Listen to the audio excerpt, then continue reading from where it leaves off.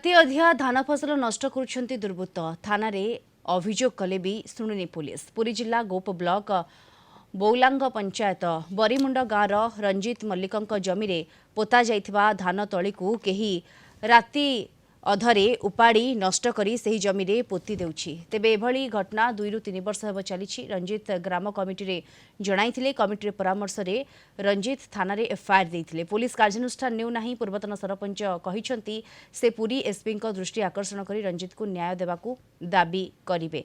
एनै अधिक सूचना देउछंती हम रिपोर्टर आशीष रंजन मिश्र।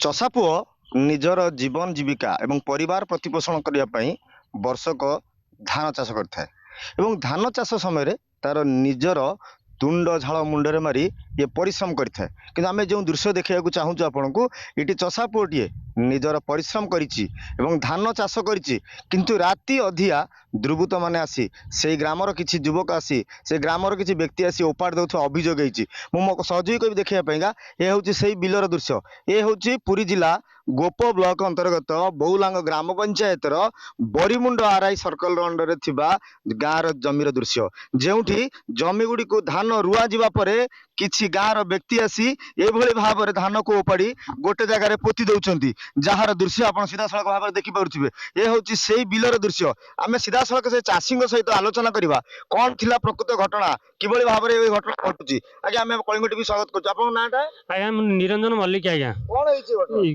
घटना ये जो धान करी आसिक ओपाड़ी दौंती राति अधे मुझे बहुत कष्ट धान अराटी करी बहुत दुखे कर बहुत आम स्वामी स्त्री 2 जन आसिक धान टे रुआरी करी जाइलु। ये फगु बेहेरा रमेश सुंदराए आ प्रताप सुंदराए राति 3टारे राति 2टारे राति 9टारे एमती आसिक धान उपाड़ुंट।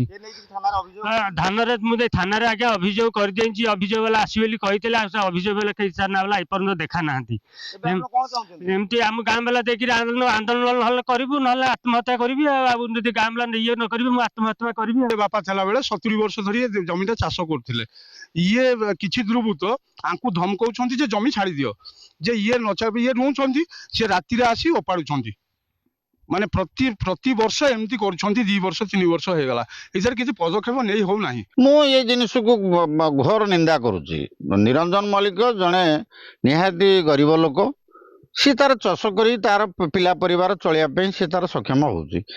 जे कोनोसी दुर्बृत्त हो जनकर फसल की नष्ट करवा ताकू कादुआरे पोती दवा ये घोर निंदनीय जिनिस। से निहाती 2 दिन तले थाना रे मध्ये नुआट फांडी अभियोग करछंती एने मध्ये कोनोसी तदंत हे नै। तेणु ये आम गणमाध्यम माध्यम रे राज्य सरकार एवं स्थानीय प्रशासन को निवेदन करछंती तांको किबळी न्याय जोगै दिया जाऊ निहाती भाव में से निश्चित भाव में उपकृत होबे बोली जहा आशा रखछंती।